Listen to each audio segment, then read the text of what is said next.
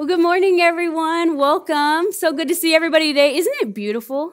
It's a beautiful day. You wake up and you're like, is it really January? It can't be, right? You know, I'm like, don't get your hopes up. It is definitely, we're going to have a huge snowstorm in like a week. So don't get too happy about it. We can't let the weather know we like it, right? That's how I feel like Eugene is. If people get too excited about it being nice out, you know, if too many people go outside, have a picnic, go hiking, go to the coast, anything like that, then Eugene's like, that's it. And it like pours for days after, you know, or they have an ice storm or something like that. But, you know, I'm so glad to see everyone this morning. Today we are concluding this awesome series we've been in called Minimal. And I've really enjoyed this series. You know, Pastor Jake started off by talking about having space for ourselves. Imagine that, right? But really clearing enough room in our lives in order to just have space, in order to be able to breathe. How many of you guys are working really hard at that? I'm teasing. Jake made that joke that you're going to go 110% at making sure you have margins. But and then the next week, Pastor Mike, he talked about having space for God, and he did an awesome message on prayer and the importance of prayer and encouraged all of us to be people who pray even more. And then last week, we heard about having space for relationship and how that will just absolutely transform our lives, and how it's not only space for relationship for us, but we have people that need us, right?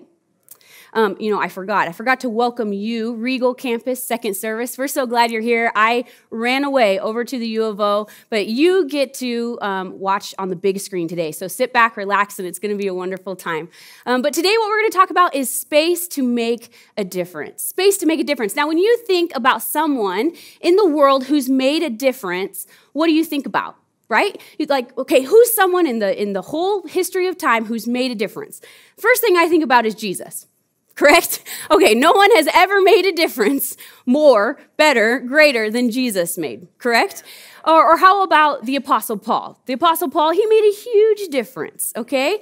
Even today, we read his writings, and he wrote more books of the Bible than anybody else. And so the Apostle Paul, or maybe you think of like a missionary, right? Maybe you think of Hudson Taylor, or maybe you think of someone like a writer like Andrew Murray. If it's Jake, he's thinking of C.S. Lewis, right?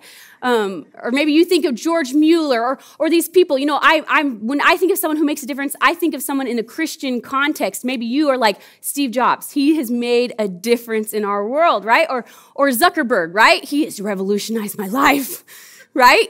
You guys are like, who is that? He invented Facebook. Changed my life. No, but someone who made a difference. Or how about Billy Graham? Billy Graham, this man, if you are alive right now, he's basically changed the world. It's estimated that he has preached the gospel to 2.2 billion people. Isn't that incredible? 2.2 billion, not million, right? A million is impressive. A billion, we can't really fathom. Right? That is someone who's made a difference. And when I think about making a difference, I think about these people who've made such a big difference that then I think, how could I possibly really make a difference? Am I right? How many of you guys ever feel that way? Man, someone says, have space in your life to make a difference. What could I do? How can I possibly make a difference? You know, the first step to making a difference is we have to make enough space to make a difference. You know, here in the United States today, there are literally more storage lockers than there are Starbucks. Isn't that crazy? When I was 15, my sister, she lived in New York City, so that's the first time that I got to go to New York City. And I could not believe how many Starbucks there were, especially in Times Square. It's literally across the street from each other. Granted, it's a large street, but still, you were like, person couldn't walk across the street?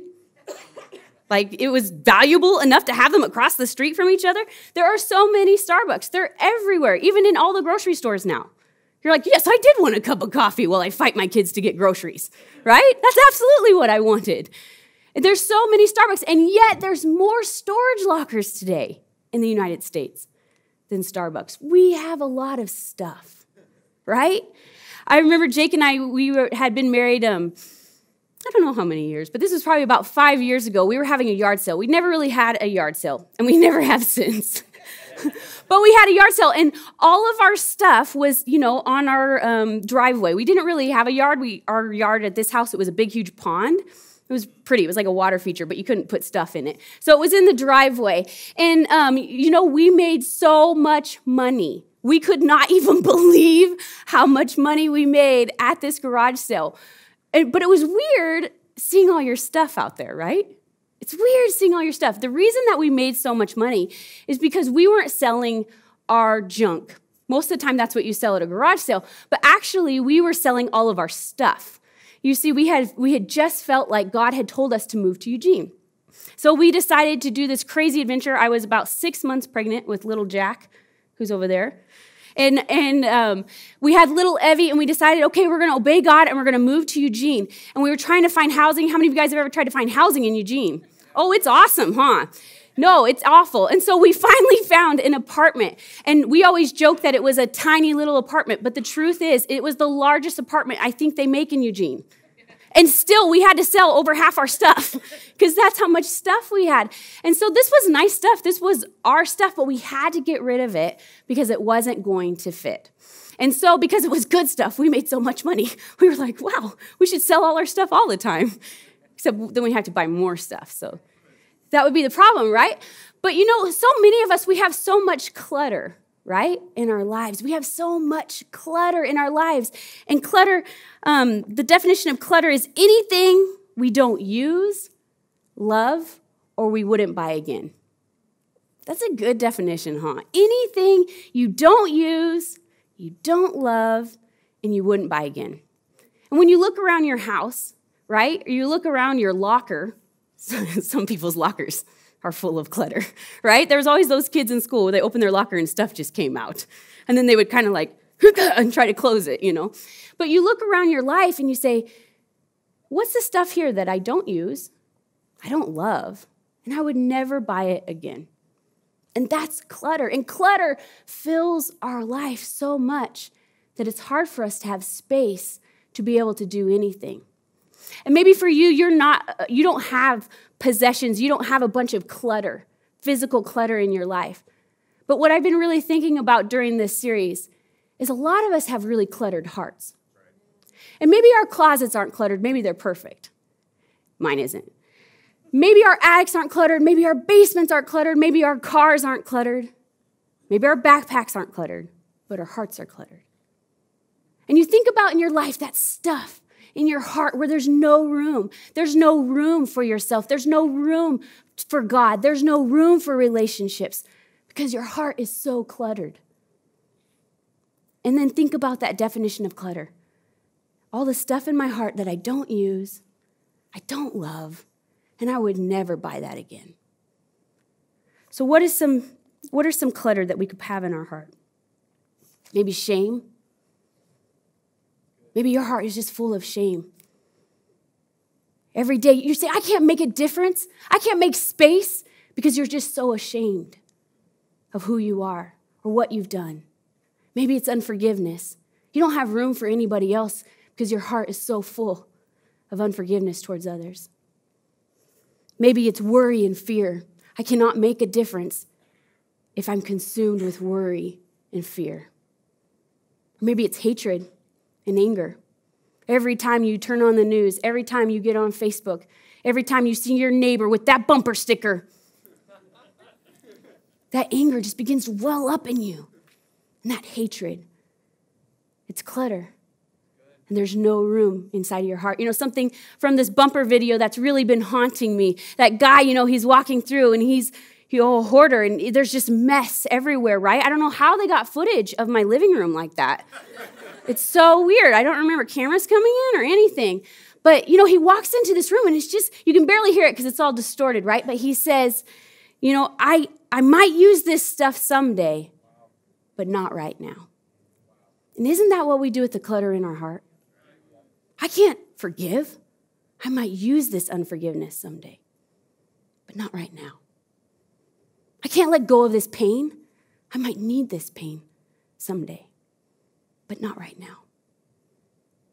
And our lives are so full of clutter that we don't have any space in order to do anything. In 2 Corinthians chapter 6, verses 11 and 13, I love this passage. And I love how it's said in the Message. It says, "Dear, dear Corinthians, I can't tell you how much I long for you to enter this wide, open, spacious life. We didn't fence you in. The smallness you feel comes from within you. Your lives aren't small, but you're living them in a small way.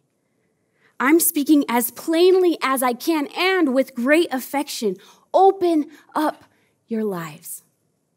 Live openly and expansively." That's powerful. That's a powerful verse. I'm going to read it one more time because I've been reading this verse throughout this whole series, just reading it over and over again, and it's powerful. Dear, dear Corinthians, I can't tell you how much I long for you to enter into this wide open, spacious life. We didn't fence you in. The smallness you feel comes from within you. Your lives aren't small, but you're living them in a small way. I'm speaking as plainly as I can and with great affection. Open up your lives. Live openly and expansively. Isn't that beautiful?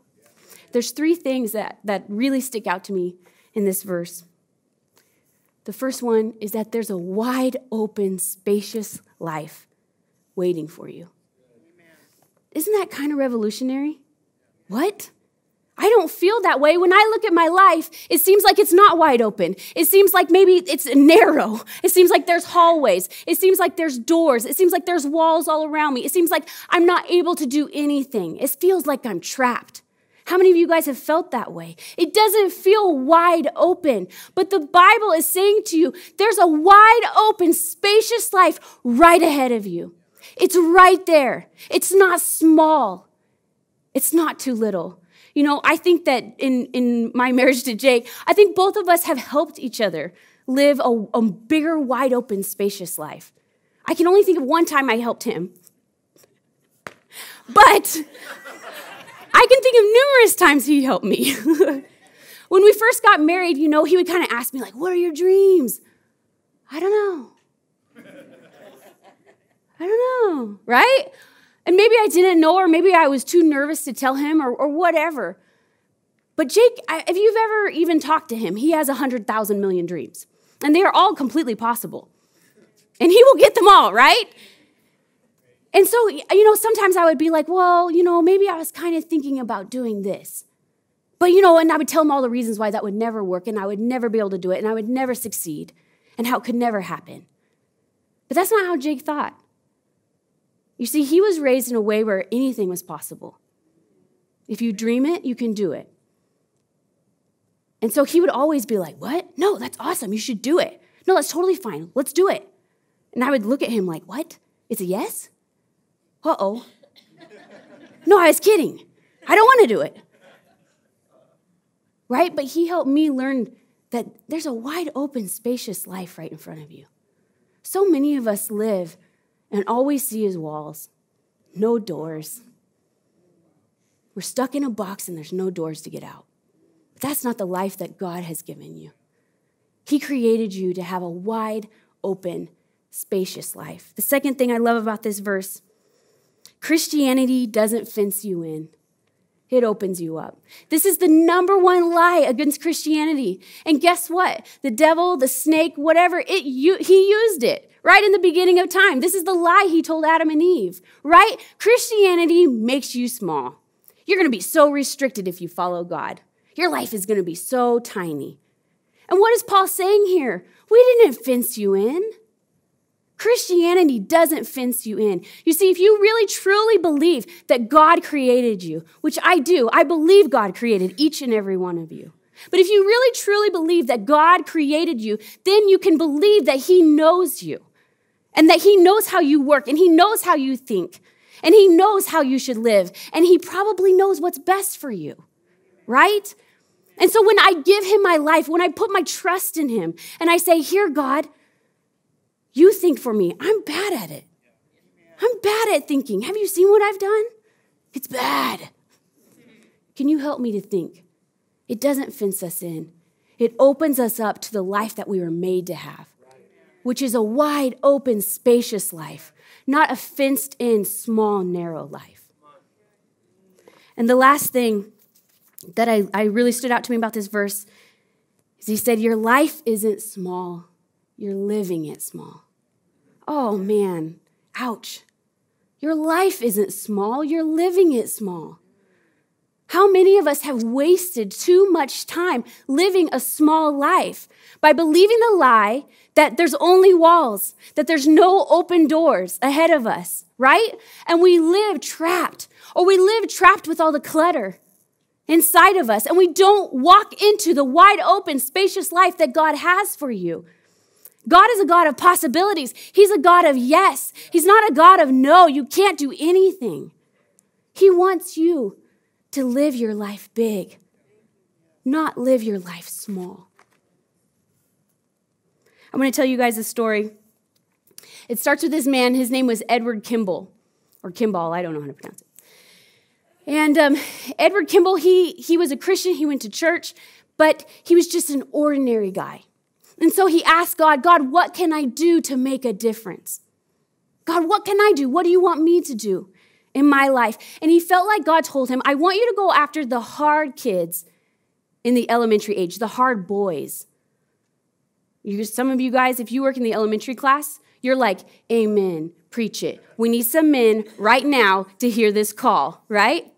But he did. He felt like God told him, go after so they're almost teenagers. Some of them are early teenagers. Go after those hard boys and get every single one of them to make a decision to follow me. And so that's what he did. He began to teach Sunday school, and he took in the hard boys, and he worked with them. He taught them about God. He taught them about Jesus. He told them about the gospel, and he wanted every single one of them to make a decision to follow Jesus. And there was this one boy, Dwight, and Dwight was not getting it, right? You guys are like, oh, it's my kid. Dwight was not getting it. And he's frantic over Dwight. Dwight is not getting it. He's still bad. And so he decides he's going to go to Dwight's work during the week. This is my favorite part of the story, because you're like, this must have been when there's no child labor laws. Because why is he going to this boy's work?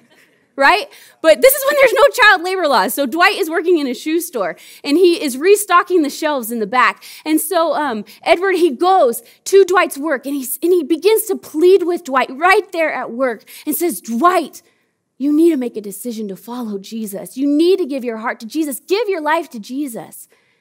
And he does. Right there. He says a prayer at work, and he gives his life to Jesus. What's interesting is that Edward Kimball, he left and he didn't feel great about it. He didn't feel like he'd done such a great job. He still left like, I don't know how great that was. How many of you guys have ever invited someone to church and you leave and you're like so nervous to do it, and then you invite them to church, and then you walk away and you're like, I don't know how that went. That wasn't so great.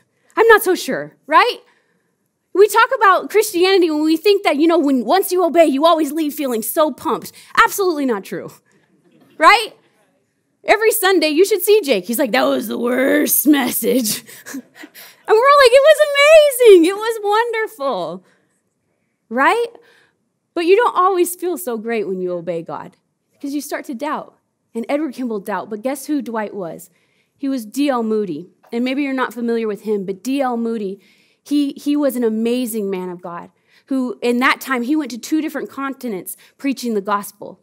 They say he preached the gospel to thousands of people. Thousands of people. Incredible, right?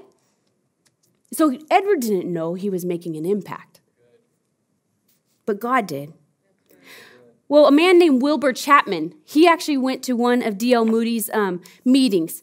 And Wilbur Chapman, right then at the meeting, he said, I'm following Jesus. And so he gave his life to Jesus, and he began to follow Jesus. And then he began to do meetings like D.L. Moody would do, where they would, tell everyone, we're having a meeting tonight. We're having a meeting, and people would come and they would preach the gospel, and people would get saved. And so that's what Wilbur Chapman began to do with his life. And he preached to thousands of people as well. And then Wilbur Chapman, at one of his meetings, there was a professional baseball player. His name was Billy Sunday. And Billy Sunday decided he didn't have a baseball game that night. So he said, I'm going to go to this meeting. I heard all about it. Everyone's talking about it. I'm going to go hear this guy speak. And so he goes to the meeting, and he gives his life to Jesus. He hears the gospel, and he says, I'm living for something new. In fact, he quit baseball after that. and he became a pastor, and he pastored a large church. And then there was a man, Mordecai Ham, who came to Billy Sunday's church. And Mordecai Ham, his dad and his grandpa had both been preachers. But Mordecai Ham had decided he was not going to be a preacher. He was not going to follow in their footsteps, even though he knew that's what God wanted him to do with his life. He decided, I'm not going to do it because I don't want to be poor. He'd watched his grandpa be poor. He'd grown up poor. His dad was poor, and he said, I don't want to be poor. I'm going to do a job that makes me money. But about 6 months after Mordecai Ham got married, he said, I can't do this. I got to do what God's called me to do. And so he began to be a preacher. And he traveled around as well, and he began to preach. And one of the things that Mordecai Ham did was he would preach against sin in whatever town he was in. And so he goes to this one town, and there was a house of ill repute. That's what it was called. I have no idea what kind of ill repute, so you can fill in the blank there.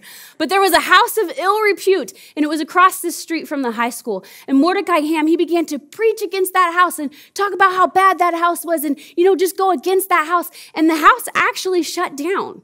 And so a bunch of the high school boys were mad. They were not happy about the house shutting down. And so they decided, we're going to go to his meeting and we're going to make it crazy, right? We're just going to disrupt the whole thing, bring it to the ground, whatever high school students were going to do back then. And so they decided to do this. Well, there's this one boy, and his name was Billy Frank. And he wanted to go. He didn't want to be part of the destruction, but he wanted to see, right? This is basically me. I don't want to take part in the bad things that are going on. I don't want to get caught, but I'd love to see it, right? How many of you guys are like, yeah, that's kind of me. I'd love to see what happens tonight. Let's go see what's going to happen, right? And so that was him, and he went expecting to be able to see, So he went a few times waiting, okay, they're going to come tonight. They're going to come tonight. But you know what happened? He heard the words that Mordecai Ham were preaching, and they began to change his heart. And he chose Jesus. And you know who Billy Frank is? It's Billy Graham. His family called him Billy Frank. And so when we say, I cannot make a difference, these people, they make a huge difference in their life. And I don't know how they do it. 2.2 billion? I can't compare to that. I can't make a difference. But think about Edward Kimball. God, I can't preach to 2.2 billion people. But I can help these boys who disrupt all during class and nobody else wants to deal with them. I can tell them about you. Listen to me, men in the room. This is a great ministry you could do in our elementary class. Teaching young men, being a dad to them, being a friend to them, letting them talk to you. Letting them tell you about the weird pictures they draw, the weird comic books they read, just listening to them about Captain Underpants. And you're like, I had rather do other things with my life. Absolutely, we all would. But imagine what you can do to change someone's life. So we're always looking for the big thing that we can do to make a difference when it comes from the small obedience. Jake and I, when we were selling all of our stuff on our driveway, it was because we had made a decision long before in our heart. And this is the whole point of today, is that every single one of us has to position ourselves. Inside of our heart, it's actually a position that we take where we say, God, whatever you ask me, I'll say yes. And that is a dangerous prayer. I'm not just saying it lightly. I'm not saying it flippantly. I understand that it's hard. I understand that it's dangerous. But it's something that we position in our heart first. And we say, God, I'm changing the way that I think. My life is not just for me. Maybe you've never asked God, where should I work? Who should I marry? Where should I live? How many kids should I have? Whatever. Maybe you've never asked God. You've never invited him into these places in your heart. But you can start today by saying, God, I want to take a position in my heart where I say, if you ask me, I'll say yes. And so why were we selling all of our stuff in our driveway? Because he asked us to do something. And we already had a long-standing yes with him. So as soon as he said, this is what I want you to do, there wasn't really an option for us. We said, of course. But you know what? It cost us. That's why we had to sell our stuff, right? Saying yes to God will always cost you. You think about Mordecai Ham. He was wrestling with that. He didn't want to be poor because he knew if I say yes to God, it's going to cost me. Literally, I won't be wealthy. I'll be poor, and I just don't want to be poor anymore. But he chose to say yes. Okay, God, I'll do what you ask me. And think about how many lives are changed because of that yes. In our lives, we have to position ourselves and say, God, I'm going to say yes. I'm turning towards you. I'm saying yes. Anything you ask me, I'll say yes. So today, I have some action steps. Just like Jake, he always has action steps. So I said, well, I better get some action steps. The first one, we're ending this minimal series, but the first action step is to just make space in your life to breathe. Remember what Jake talked about, margins? Just make some space so that you can actually breathe and think through these things. Be able to have time so you can say, is there clutter in my heart? Is my heart cluttered? Make some space to breathe. Number 2, begin to pray. Like Pastor Mike taught us, just begin to pray. You don't have to have specific words. You don't have to say it all the right way. You just have to say, hey, God, I know you're already listening to me, and you already know. When you have kids or when you work with kids, you realize how easy and simple the gospel really is because you have to explain it to them. Our kids, sometimes one of them will pray, especially Penny, she's 2, and it's the worst by religious standards, right? It's like, Jesus, amen. You're like, rock on. He heard you. Praise the Lord, right? And our son Jack, sometimes he will say, like, you didn't say the right words. You didn't do that right. Older siblings, you guys got to get the younger ones in line. And we always say, that's perfect. Just talk. Just say something. And then our older daughter, she's 6. Sometimes she says, how do you know that God hears me? You say, it does kind of feel like you're talking to the ceiling, huh? How many of you guys can relate to that? I don't pray because it feels like I'm talking to the ceiling. But that's what faith is. It's saying, God, feels like I'm talking to the ceiling, or I'm talking to myself, look like a lunatic. But I have faith that you hear me. I know that you hear me. So begin to pray. The third one, get in a group. Find a group. Be part of a community. Be part of something. Let people get into your life and begin to pour your life into other people. Get into a group. And number 4, make a heart decision to say yes to God. Make a heart decision. Change the position of your heart away from God towards God to say, God, whatever it is you might ask me, that is basically what the entire Old Testament is about. About people who God came and said, do this. And they said, my heart has already turned that way, so of course I'm going to say yes. Sometimes they argued. Moses argued a lot. But they still said, yeah, I'm going to do it. I'm going to say yes. So turn your heart to say yes to God.